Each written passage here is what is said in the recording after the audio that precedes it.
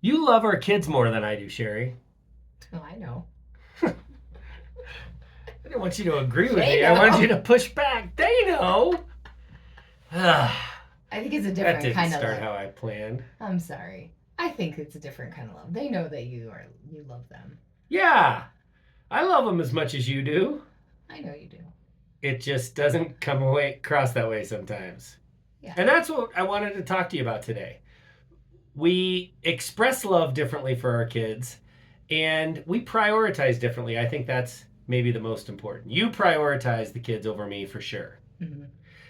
Just recently, our third oldest, our second youngest, was telling me something that I was disagreeing with, and he rolled his eyes and made a big sigh, and I was like, "Hey, you don't talk to me that way, and we're gonna do it this way." And I had prior to that, I had been being, I had been being emotionally safe and welcoming his viewpoint on the subject. But as soon as he rolled his eyes and sighed at me, I kind of launched at him, and then Hmm. you, without rehashing everything, you to some degree, you took his side a little bit because you do not like it when I do that because they are your top priority. Is that fair? Yeah. Yeah, because you're a nurturer. You carried him around in your stomach for 9 months and then you delivered him into the world. And that one I had to carry around for another year and a half outside the womb. But so the point is that I think that this is something that we've experienced in our relationship. I think we've heard about it in many other relationships, and I'm eager to explore any scientific research that's been done on this to further drive home the point that a nurturing mother, her priority is for her kids. And while I still love our kids just as much, my priority is you. And I think that's super common. And until we understood that, it caused a lot of strife and arguments Hmm. and conflict in our relationship. And understanding that and then making decisions and maneuvering through life with that understanding is really, really important. You think? Yeah. It's like how you thought it was ridiculous that I loved the cats so much. So then you started taking care of the cats and making sure I see you show affection to win favor. Hmm. It's totally true. I don't say the kids have to walk all over you, but No, let's sticking with the cat example. But I didn't. maybe. I thought of the cats as kind of an annoyance and a financial drain, and there's puke on the carpet sometimes, and that was about it. But I saw that when you would find me petting a cat, that made you feel better about me. So yeah, you're right. I absolutely figured that out, and you could call that manipulation if you want. That's fine.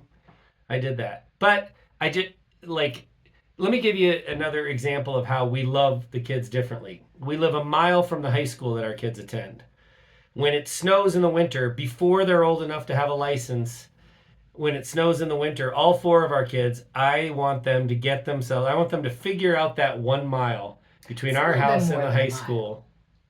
What's that? It's a little bit more No, than a it's not. I mile. run it. I walk it and I have a step counter. Okay, it's between a mile and a mile and a quarter. I'm glad we were able to spend that 20 seconds clarifying. But their high school is between a mile and a quarter from our house, and I want them to get there in the snow. And you have more of a nurturing response and nurturing viewpoint, and you often want to give them a ride when it snows, right? Hmm. And I don't think there's anything wrong with either one of those. Those are both coming from positions of love. I feel like them, having the grit to get a mile in the snow, a mile and a quarter in the snow is really important.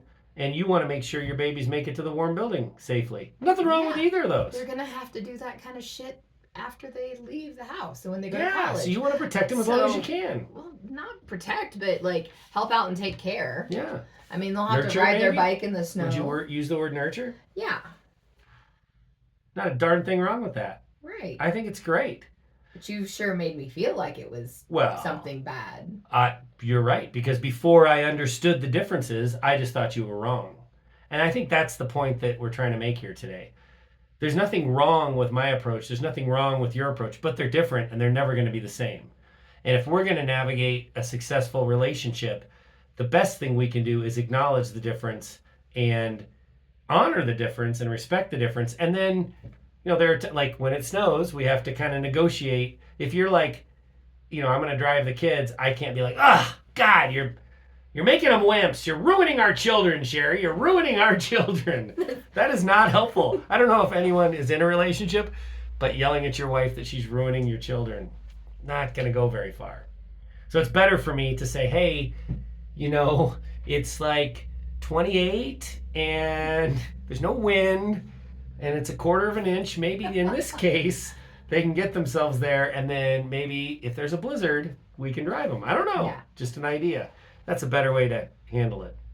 But often, especially in early recovery from alcoholism, I experience this, and we meet people who experience this feeling like, okay, I quit drinking for you. I quit drinking for you, Sherry, and for our kids. I quit drinking for my family. And rather than me being prioritized, I see you continue to prioritize the kids over me, and that somehow hurts me. And I say stupid things like, our marriage, I love you unconditionally. That's dumb.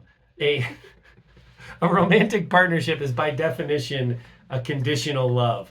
We decided to get together because of the conditions that we appreciated about each other. There's nothing unconditional about it.